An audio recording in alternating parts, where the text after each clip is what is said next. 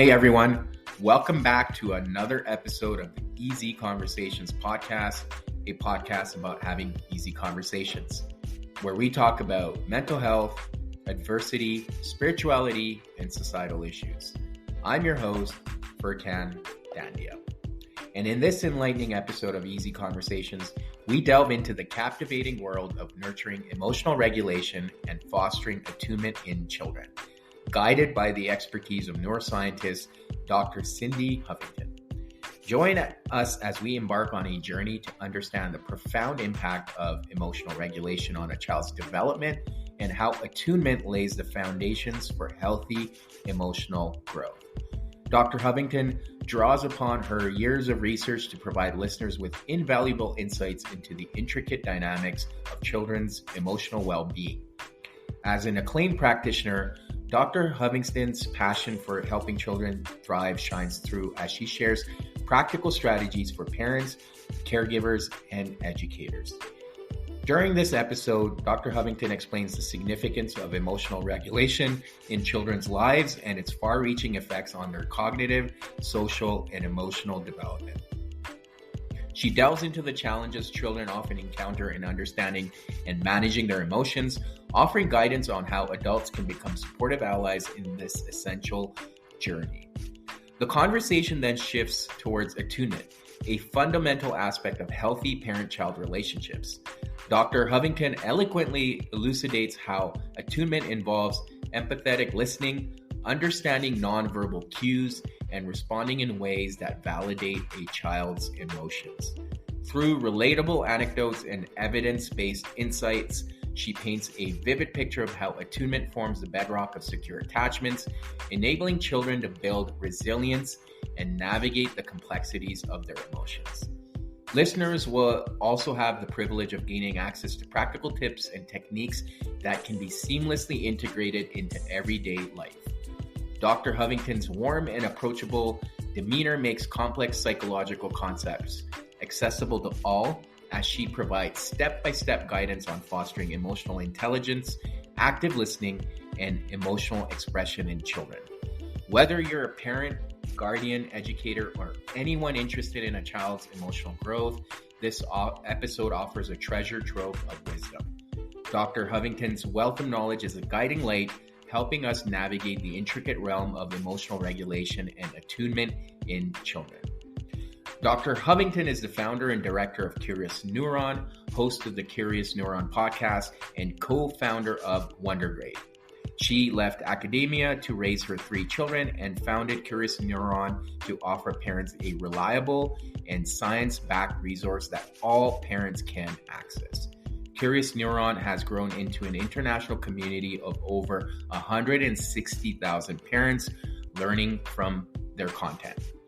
Her content focuses on child's emotional health and the parents as well.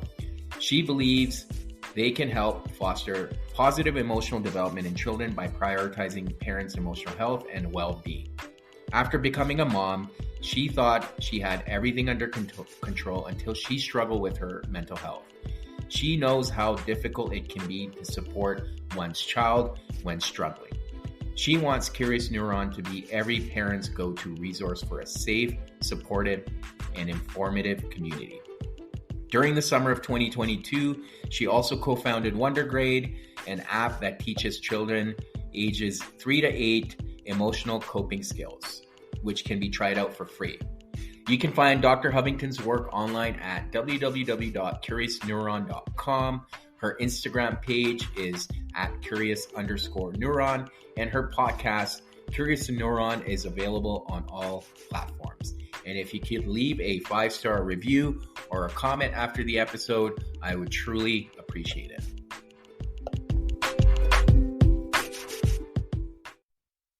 All right, Dr. Hovington, welcome to the Easy Conversations podcast. Thank you for joining me today. I'm super, super grateful for you to take the time, and I'm really excited for our conversation. It's something I've been researching a lot as part of my journey in terms of becoming a therapist and as a parent as well. I think it's really important. But before we start our conversation, I do want to give you an opportunity to introduce yourself to the listeners and let us know a little bit about who you are and what it is that you do. Thank you for having me on your podcast. I think any opportunity to speak about the science of parenting and our emotions really is helpful and is what I'm trying to do really with my work. So I have a PhD in neuroscience from McGill University, and I studied psychosis and schizophrenia in youth and specifically emotional outcomes of that and cognitive outcomes. And after that, I went into a postdoc into education, so a completely different shift. But I was curious as to how people or youth with mental illness were doing in school. Like, how are they maintaining, like, it's so hard already with psychosis or even anxiety. And I just wanted to study that. So I started studying that as a postdoc. And then I had my first child and I left research. So everything shifted again. Yeah. And I decided to stay home with my kids. I worked the first year and was trying to balance. I just had this need to want to be home and be with them every minute. So I left research and left. I was working at a clinic at that point. And I had launched Curious Neuron, but it didn't look like what it looks today. It was really an in-person kind of thing.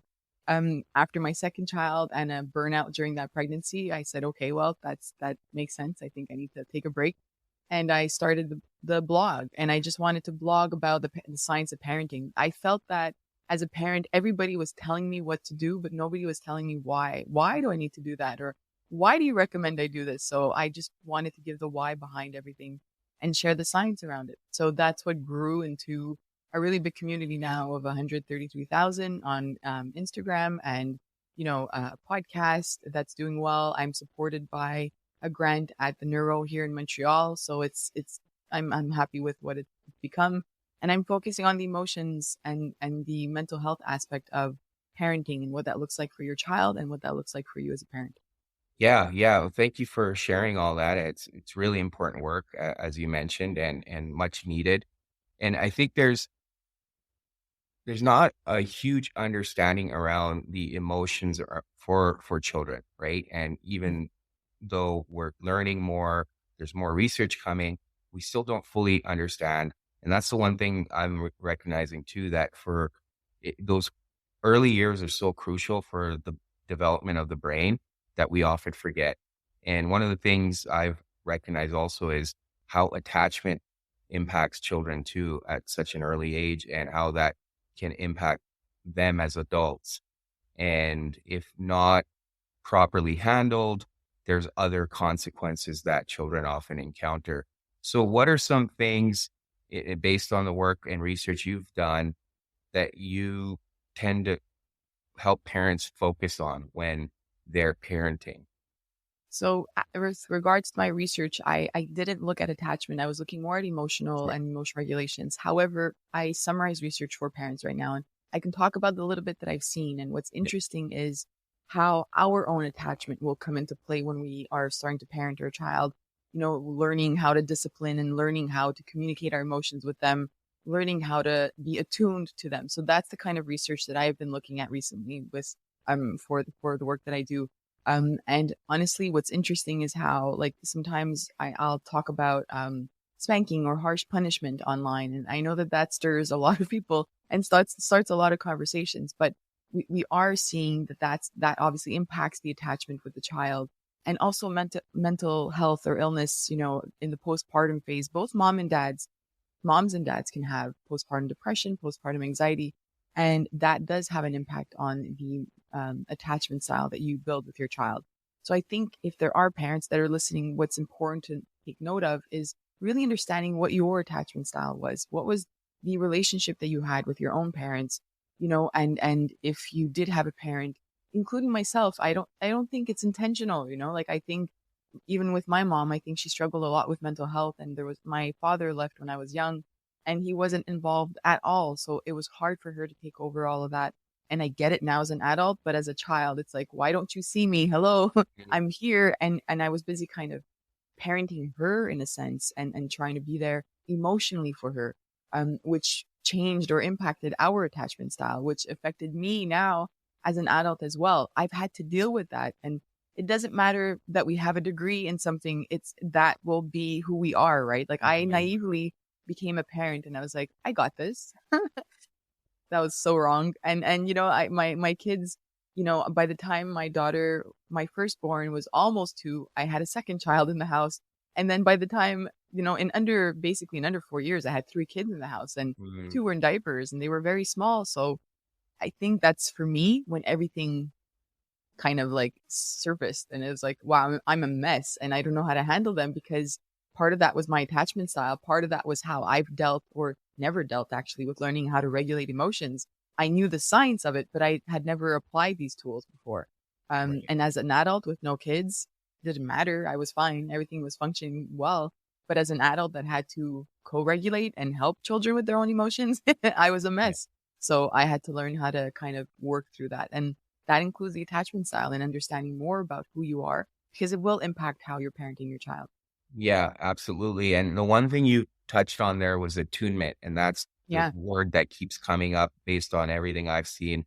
And it's so crucial when we're dealing with our children, right? And if not, otherwise they feel neglected, and that impacts them as well, right? So I think the idea of attunement is almost outside attachment, but Mm. it's being able to be present. And there's this term that I came across. It's a tennis analogy, but it's like the serve and return between parent and child that keeps coming up. What are your thoughts around that? And how can parents, besides being aware of their own attachment styles, have that sense of attunement when becoming parents and working with their children? Yeah, just a quick note on that attunement. There was a study I was reading and it talked about attunement, and just so that parents have an idea of what we're talking about for that, there are different ways of looking at Yeah. it, but this study in particular showed that when the parents had some sort of um anxious attachment style or avoidant attachment style, they were less attuned to their child's negative emotions. So if a young child was feeling sad or was angry or whatever in that moment, children under the age of 4, they in this particular study, then the parent wasn't able to recognize and to nurture that emotion in their child as well as somebody who had a secure attachment. So just kind of putting that Mm. out there so that it paints a better picture of what we're talking about. For that serve and return, are you talking about like in the early stages Yeah. and like when the child coos or makes a sound? Yeah.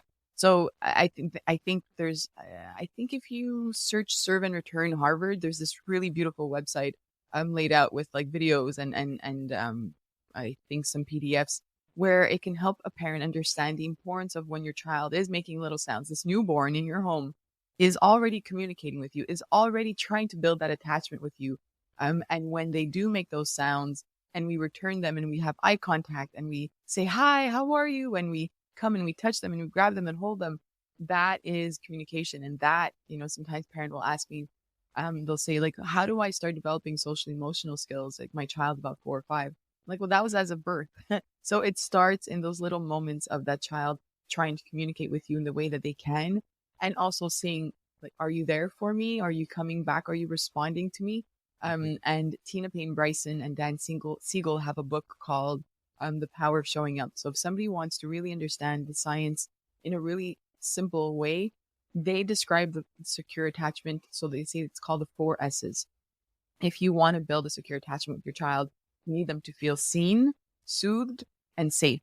Those are Mm. the 3 that you want to focus on. And I think for parents who want to apply the science in their home, those 3 S's make it really simple for you to come back to that. My child's having huge emotional outbursts right now. Are they feeling seen? Right? Like it doesn't mean that I can't give a moment of saying, here's the boundary. You're not allowed to hit your brother or your sister. That's fine. That's very Yeah. important. However, do they feel seen? Are you soothing them at some point? Are you helping them with their emotions? Because they still need you. It doesn't matter that your child is 3 weeks old, 3 years old. They need you to kind of regulate with them and show them that you're there. It helps their nervous system. And then do they feel safe in the home? So is there a Mm. lot of yelling? Is there, is there neglect? Is there abuse in the home? Even if it's not towards them, seeing it in the home can impact them. So having those 3 S's in mind is really helpful.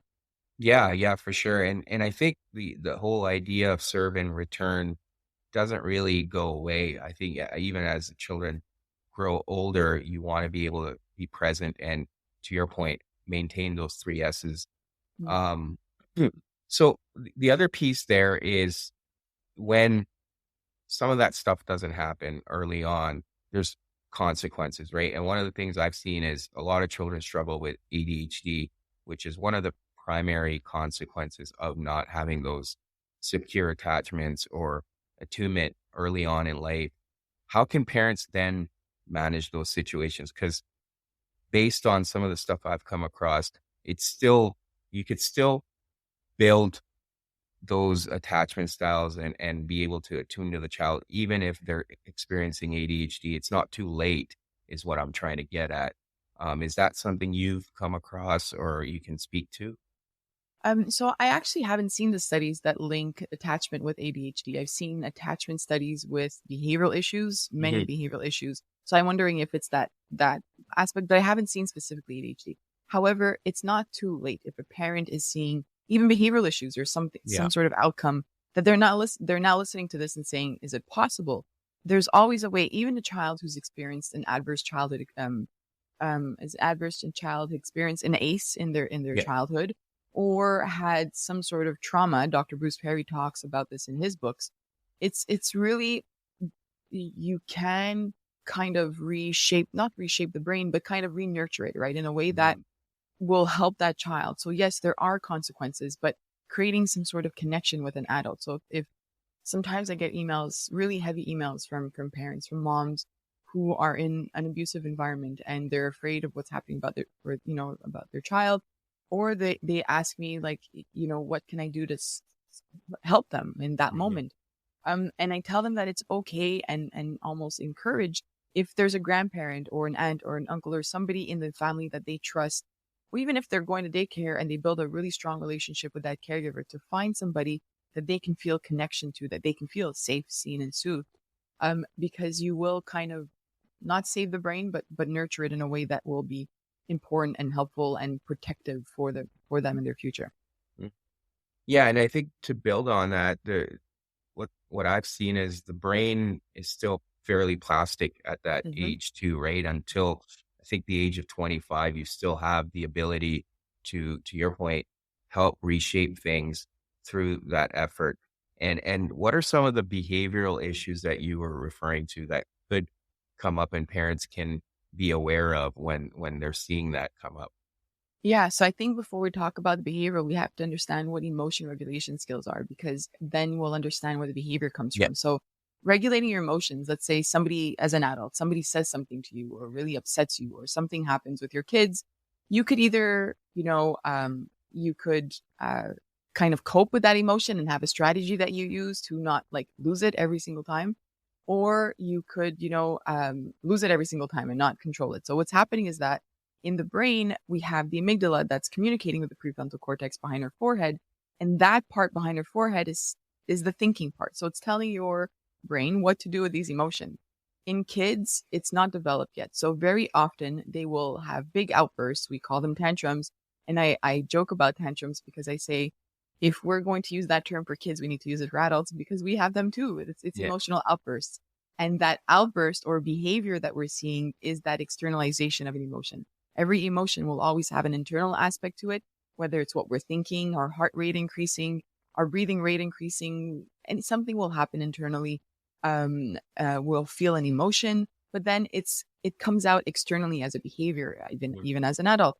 We might yell, we might have aggressive behavior, we might say things that we later say to somebody, "I'm sorry, I don't know where that came from." That's the behavior part. It's our tantrum. So we have to understand that. And that's what's happening for a child. They're just having those moments more often because, like you said, the brain is developing, or specifically that prefrontal cortex is developing until the age of 20, 25, depending, girls and guys, it develops a little bit faster in girls. Mhm. But all this to say, if you have a 2-year-old that's having these big emotions and acting out, we often tend to go towards the behavior and discipline that and say, like, how dare you do that? But that child dysregulated, that Mm. brain is dysregulated, and they need you to bring them back down. I always picture this sort of mountain in my head, and like at the bottom of the mountain is like a green zone, let's say, and the child is fully regulated. You are fully regulated, which means you are focused. You can control your emotions a lot better. You're in control basically, but then something can happen in the environment. Whether again we're an adult or a child, There could be lots of noise for a long period of time. There could be some bright lights that we don't even realize are bugging us. There could be like if you're a parent and your child is climbing up on top of you, or you're taking care of a baby and then the toddler is always stuck on your leg. By the end of the day, you might have a big emotional response to that and not even understand it, but you were dysregulated, you were overstimulated. And the same thing happens for a child. So as you're slowly dysregulated, you're climbing up that mountain, and you can apply tools. Maybe you can step away from a situation. You can do deep breathing and mindfulness. But once you're at the top of that mountain, again, being a child or an adult, that's it. You're fully dysregulated. That's the tantrum that we see in a child who's on the floor, who's yelling. And we're trying to say things like, take a breath, it's okay. And then parents will email me and say, it doesn't work. It's because that is the absolute wrong time to kind of calm down a child. They need to come down their mountain on their own. And we just need to help them feel seen, safe, and soothed in that moment. And that might mean stepping away and saying, I'm right here. I'll help you when you're done, but you can't hear me right now. And that's okay. But that's it. Not more than that, because they're not going to like start saying, oh yeah, my mindfulness techniques, like, let me use that. No, it's not. It's too late. Same thing for an adult, right? Like if we're having an argument with a partner and they say something to us, or like they see we're really angry and we're like kind of like going up that mountain, climbing up that mountain, and they say like, calm down. Yeah. The worst. It's not going to help. So same thing for a child. You're disconnected at that moment at the top of the mountain, whether you're an adult or a child. That amygdala, that emotion part of your brain, is no longer kind of speaking to the thinking part of your brain. So whether you're an adult or a child, you're not really thinking the way that you would think. So it's good to wait for that moment. And that's the big behavioral part that we see all the time in kids. And we view tantrums as behavioral issues, when in essence, they're emotion regulation issues, right? That we need to help them figure out how to recognize that they're slowly going up that mountain. What does it feel like to start getting angry? What does it feel like to feel shamed, or to feel sad, and to feel disappointed that my friend or my sibling isn't giving the toy that I want? What do I start? Like, what are my thoughts in those moments? Do I clench my teeth? Do I, get up and start stomping? Like, what do you do? What is the child doing? And in order to figure that out, the parent has to be attuned and has to feel that, to be able to recognize these things in their child so that they can teach them what it is. So that's a long answer to your question, but yeah, that's the behavioral part. Yeah, no, I appreciate that. And I think the biggest piece there is I think you pointed out, there's waiting for the child to kind of come down from that mountain, right? And I think the tendency immediately when you experience that tantrum is to yourself as a parent, you get activated too, and to respond right then and there, rather than perhaps giving the child some space to come down and then trying to deal with it and have a conversation about it. So I think that's an important distinction. But often, do you feel like those tantrums themselves are a call to be seen and heard from the child, because they're so, to your point, perhaps don't know how to emotionally regulate, that they're seeking that and asking for that opportunity for attunement. And I think if parents start seeing it that way, you can almost have a different approach rather than getting angry or upset with how the child is behaving. Yeah, well said. I do think some kids are doing that. And sometimes parents will email me and say like, yeah, but my child always wants my attention. Great. Then they just told you what they need from you. Right? Like, I think that that's a great thing. And I know because I have 3 of them, and I know that we get like triggered sometimes by them. And these big emotions, especially when we don't understand them, we're just so frustrated, especially at the end of the day. It's so hard to be able to be calm sometimes. And I want parents to know that we're not perfect, and we are human ourselves. And there will be moments where we don't understand it, and we have nothing left in our, whether you call it cup, tank, whatever it is, we have nothing left to give because of maybe stresses that we're experiencing, either issues within with our partner, that it's just, trickling down to our parenting, work, whatever it is. I know that happens, and that's part of life.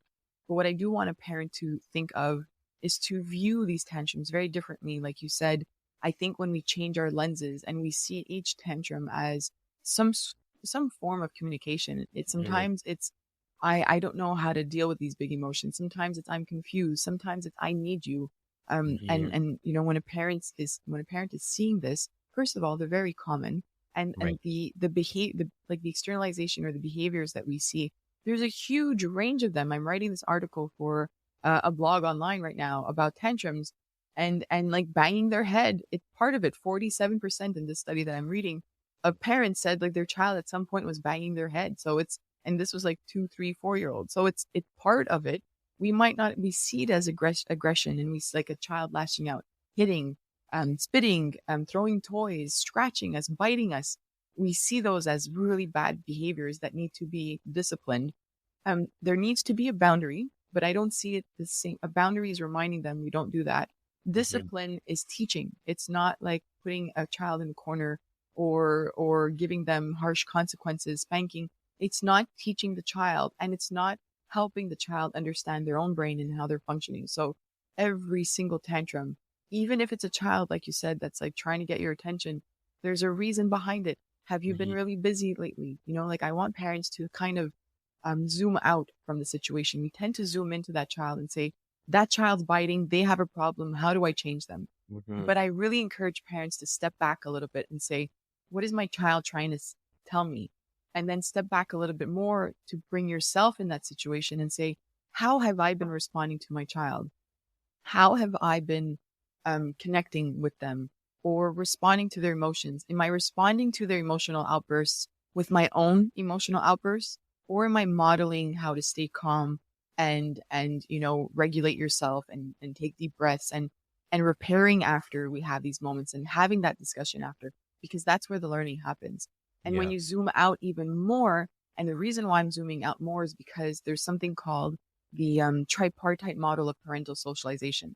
And basically, it says a child will learn how to regulate their emotions mostly from these three things: how a parent models their emotions, how a parent incorporates their parenting style, like which parenting style are they applying in their home, and the third one is how a parent is modeling, managing, and coping with emotions with the person in their home, whether that's their partner, a grandparent that's living with them, whoever's in your home. The child is watching you and learning from you in terms of how you argue, in terms of how you repair, in terms of how you speak to each other, the level of aggression or the level of tone, the respect. They're going to gain those skills from what's happening in the home. I know that it is hard because I know a lot of parents that reached out to me at one point saying this pandemic is ruining my marriage and it's really bad in the home and my child is there. Mhm. Is it okay that I'm fighting in front of my child?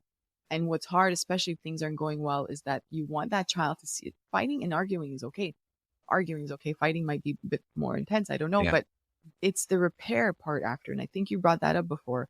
That repair of that child seeing you have those arguments and then come back. Those are part of social skills. They're part of emotional skills, and they're watching. So, I don't know if I answered your question, but yeah, Yeah. it's really important for us to think about how we're modeling that for our kids. Yeah, and absolutely, and I do wanna expand on repair because, Mm, I myself have struggled with that because I think what happens is, w as parents, we're so invested in our children and we care mm, so much. So when we do have situations where perhaps we're not at our best, mhm. or we may get upset at our child wrongfully or rightfully, but it's that guilt that comes after the Yeah. fact.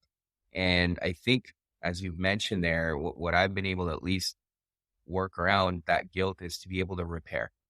Mhm. And I think recognizing that if I'm able to model repair for my son, then he's learning the skill as well.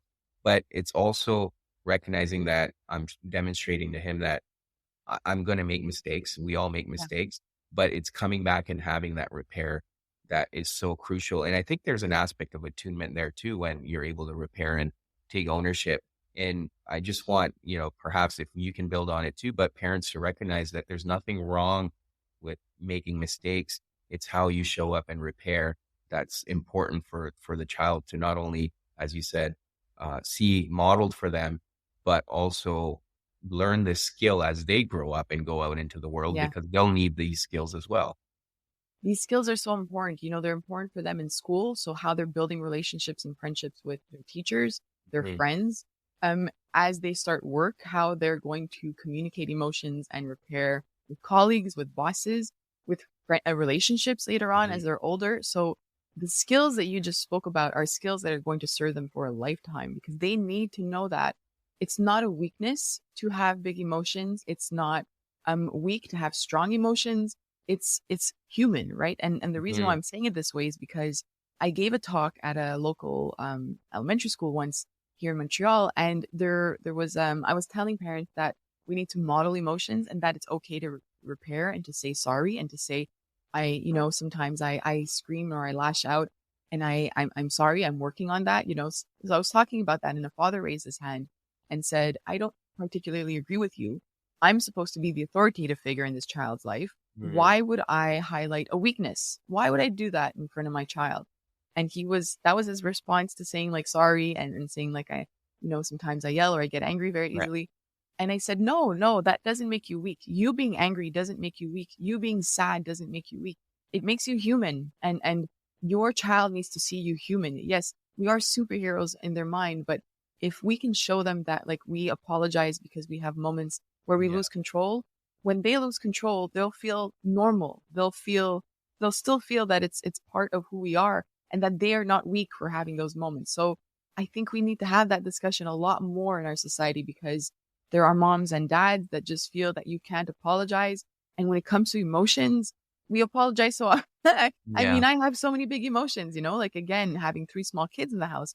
There's moments where you lash out and you're like, oh crap, why did I do that? Like, and then you come back and you go see them and you're like, I'm really sorry. I had this on my mind and you guys weren't putting your toys away. And then I ended up saying that, or I did that. And I'm really, really sorry.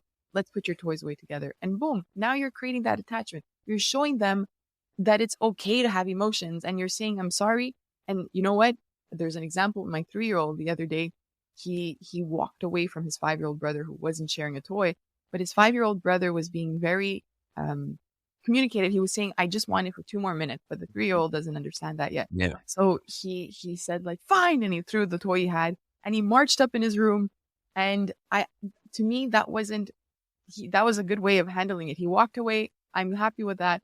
But what was nice is that I went to see him and I said, you really yelled loudly at your brother, and he was trying to explain to you that he just wanted it for 2 more minutes. I know I could see, and this is the kind of how I'm building the attachment with him and validating his emotions.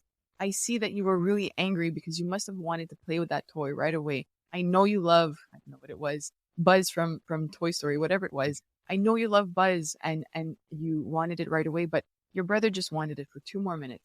I'll leave you here. And when you feel calm, you can come back down whenever you want. Here's a book. I gave him a book and I went downstairs. I gave him space. He Mm. stayed up for maybe 4 minutes, let's say, and he came down and just continued playing as if everything was normal. And then out of nowhere, and I wasn't even playing with them, I was cooking dinner. He said to his brother, I'm in his own words, obviously, he said, I'm sorry that I yelled at you, but you made me mad. And I was like, huh, it worked. Yeah. Yeah. Yeah. It worked.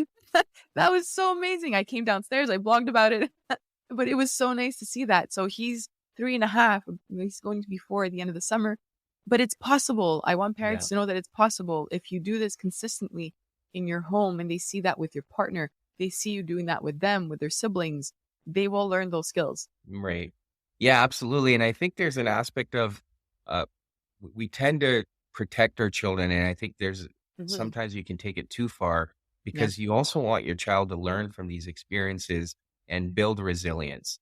And Mhm. that's another thing I wanted to focus on with you Yeah. today was the aspect of resilience when it comes to helping our children and how resilience can help them cope with stressful situations when they're older, right? And I feel like that's helped me often too as an adult, having that sense of resilience that I probably built early on in life, but to deal with stressful situations that come up. And if we haven't built those skills early on, we would struggle as adults, right? And that's something Yeah. I wanted to also highlight.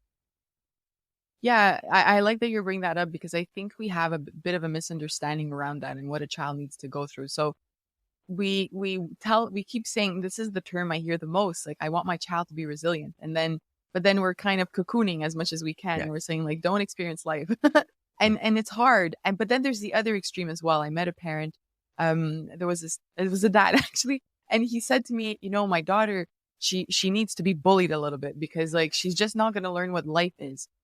maybe that's a little bit more in the extreme. However, to the opposite end of that, I was about to register my kids, my youngest and middle sons for soccer this year.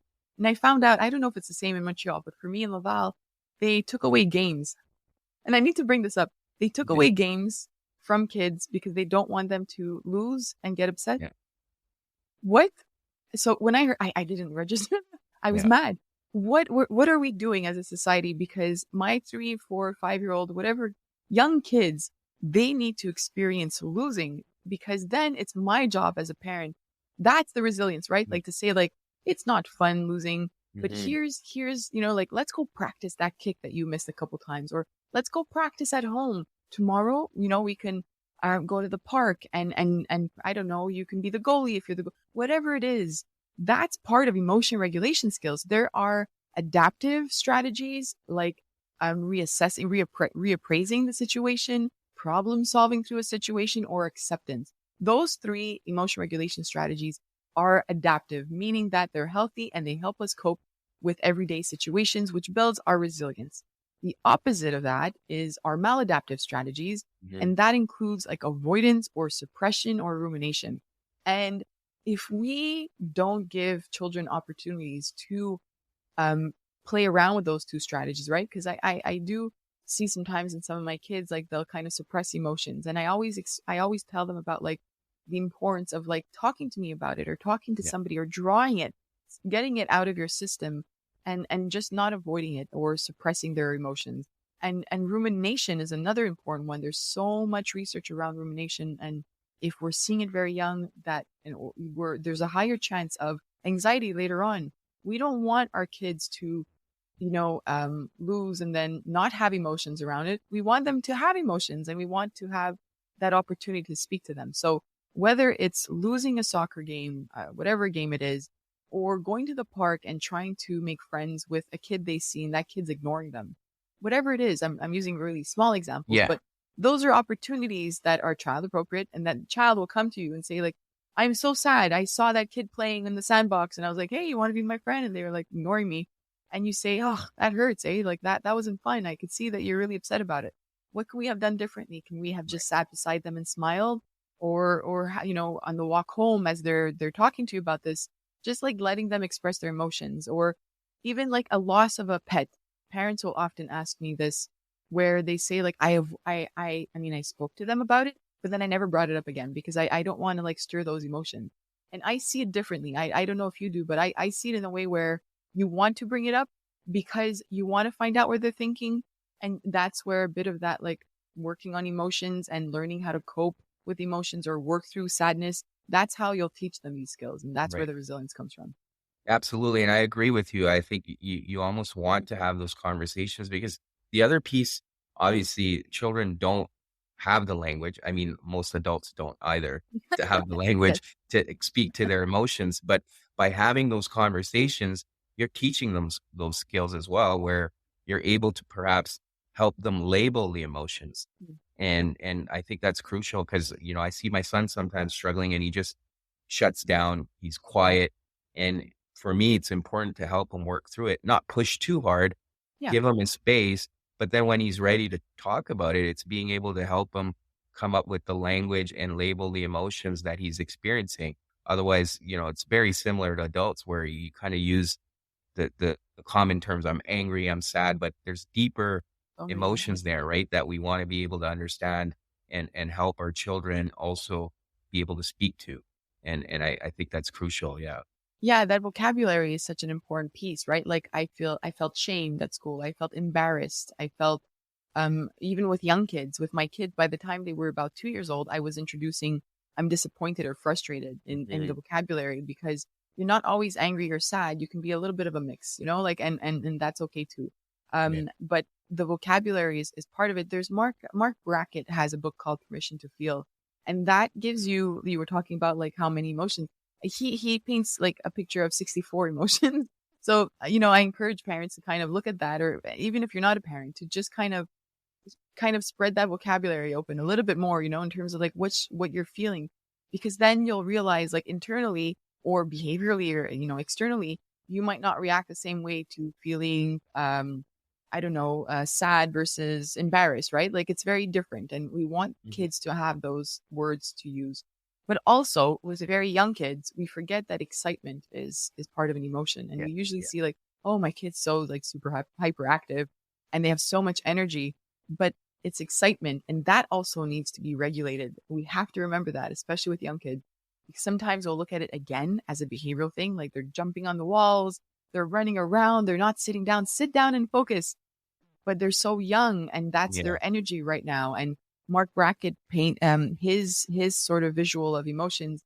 It's in a chart, and it's the level of energy and the level of pleasantness. So high energy emotions and high pleasantness, that's your excitement, that's your like happiness and joyfulness. But you can also be happy with low energy. You can be calm and peaceful, right? So it just really helps us kind of put words to how we're feeling and understand how not only are we feeling, but how we can talk to our kids about that. So I think that's a good place to start. Yeah, absolutely. Yeah, for sure. And even, with kids being excited, I mean, that's to your point, that's what kids are meant to do. They're supposed to be Yeah. running around and expending that energy. And, that's kind of my struggle with sometimes with school too, where kids are expected to sit still, but that's not their nature, right? They have all this energy that needs to be expended. But yeah, that's something we'll have to figure out, I guess. But, I know. Yeah. It's the hard. other piece I did want to touch on was as parents, quite often a child's response to something, or as we've talked about, their behaviors can trigger something in us as Mm. adults, something that we perhaps struggle with ourselves, or there's something about us that we don't like that we see in our child, and that could trigger us. And we may project that onto our children. So, just to kind of come back full circle, how Mm. can we as parents be aware of our own triggers and not, like I said, project it onto our children and just take ownership for that? And often if we do, then we've talked about the repair side of things, but also put that mirror to ourselves and be Yeah. more aware of what are those things that are coming up. Yeah. And I love that you bring that up because I think that if you are struggling with your child's behavior or their emotions, it it starts with us and it Yeah. always does. And I know that that's hard. Like you said, holding that mirror there and saying like, and that's why I talked about zooming out because we are part of this equation. So, Mhm. the work that you need to do, it's not going to be easy work. And it's an everyday thing for me. And it's an everyday thought process and an everyday battle sometimes for certain things. Again, I was raised in an environment where I never saw love between two parents. I never saw, I often had to support my parents and my mom's emotions. So that led to my own issues and I've had to work through that. And yes, that led to an attachment that is not secure. And that led to me, questioning certain things with my kids. Like, am I not good enough? Do they hate me? And I had to work through those thoughts. So our inner dialogue Yeah. is extremely important. There's a researcher, Ethan Cross does research on like our inner voice. And he has a book called Chatter and it gives you like Yeah. 25 ways to kind of change that inner dialogue to a more positive one.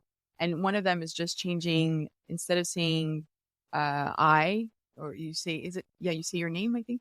So you just basically, it's as if you're talking to a friend. And that's a good start because I think many of us have to kind of work on our inner dialogue. And your inner dialogue is often the voice that you heard growing up, right? And Right. again, not my mom's fault. It's just the situation that she was Yeah. given, and I worked through those kind of emotions around that. But now I know that I have to work on that, and I keep hearing that the negative one saying you're not enough, you're gonna fail, you're gonna make a mistake, and you're gonna. So it's hard because as a parent, we might be saying that when our kids are having big emotions, we might see it as a failure, and it's hard to work through that. So like you said, turning the mirror around and saying like, what do I need to work on? What do my emotion skills look like? Do I internalize? Do I talk about my emotions? Am I suppressing? Am I ruminating and losing sleep because I'm always thinking through obsessively about what happened that day and Yeah. what I could have changed and the conversation I had with somebody? What am I doing? And can I switch that over to reappraisal a little bit more? What can I work on? Can I problem solve through things? Do I feel like it's always about me and everybody's mad at me and it's, I'm the victim of the world? Like what, but it's hard because you need insight, right? Like Right. it's so hard to do. So if a parent can see a therapist or is not comfortable with it, I think there are books There's a book called Emotional Intelligence, and that's, Goldman, I think his name Yeah, is. Daniel Goleman. Yeah. Daniel, that's it. There's that one. There's Strange Situations, which is a book about attachment. So there are lots of ways I think that we can read. I know a father who had experienced childhood trauma, and he just started reading and reading and reading. His wife kept like showing him certain books, like Justin Baldoni's book Man Enough, and Yep. she was like, here are some books that you can read, because he was becoming extremely aggressive and never really spoke about his childhood trauma.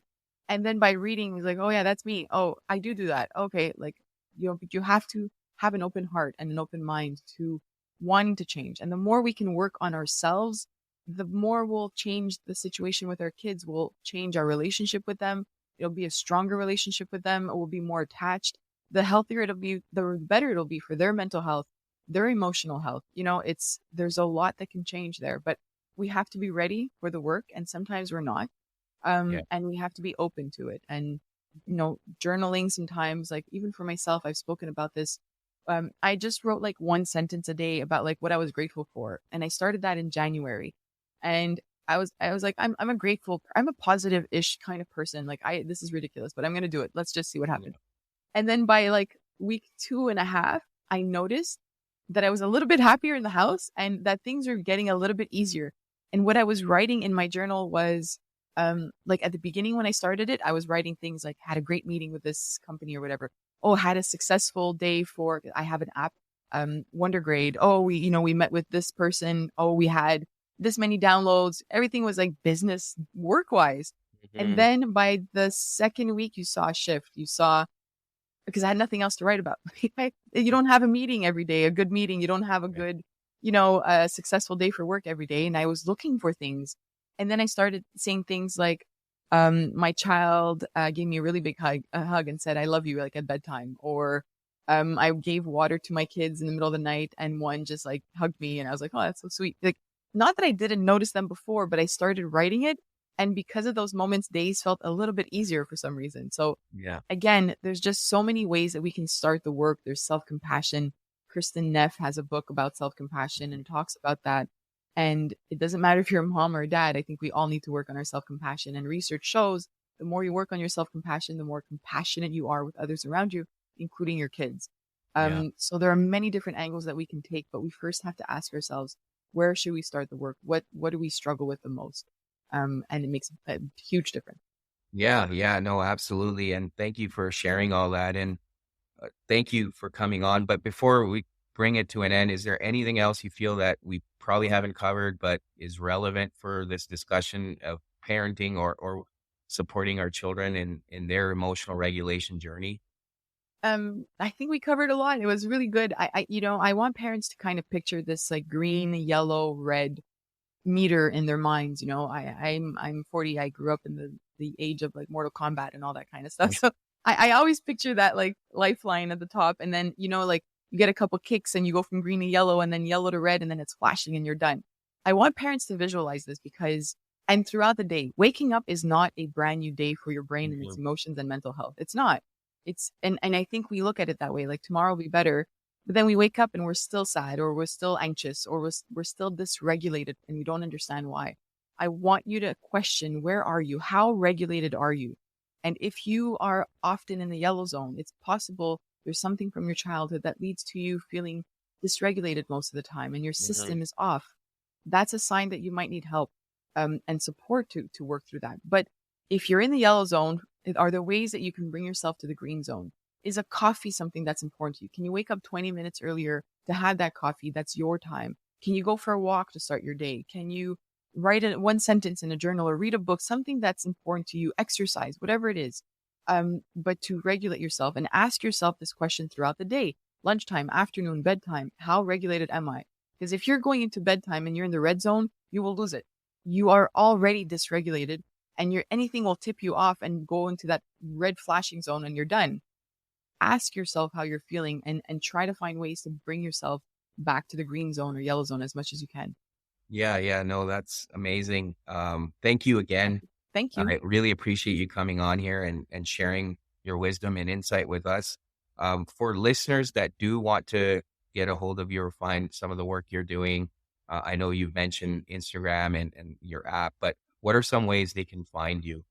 So we have blog posts at curiousneuron.com. There's the Curious Neuron podcast, which has a new episode every week.